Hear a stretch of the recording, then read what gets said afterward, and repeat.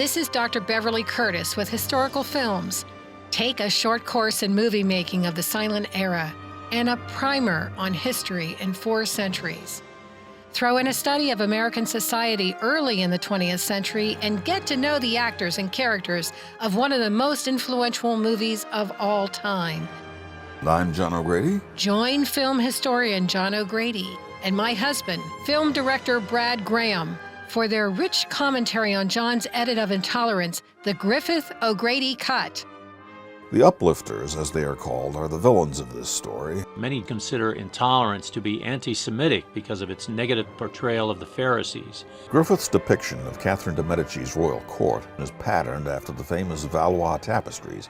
Going beyond DW Griffith's innovations, these film professionals analyze Griffith's compositions for what they brought to making movies and how they influence filmmaking to this day. We can see the clear use of foreground, middle, and background. This is an example of exaggerated perspective.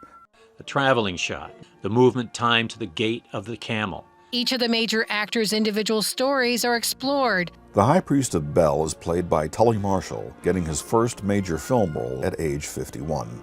The 4 main stories, set in their own time frames, are given historical context. These Babylon sets have been described by movie critics and others in terms that fit the grandeur of these settings. And some of the mysteries of Intolerance are solved.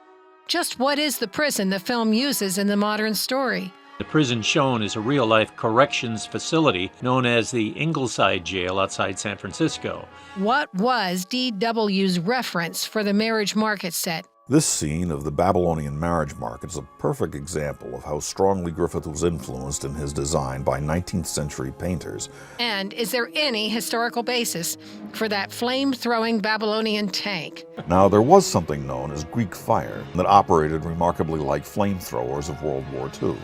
Learn everything you ever wanted to know about Griffith's Intolerance and O'Grady's re-edit, bringing the film back to the way Griffith intended. Join John and Brad in an immersive experience. Intolerance, the O'Grady commentary from Historical Films.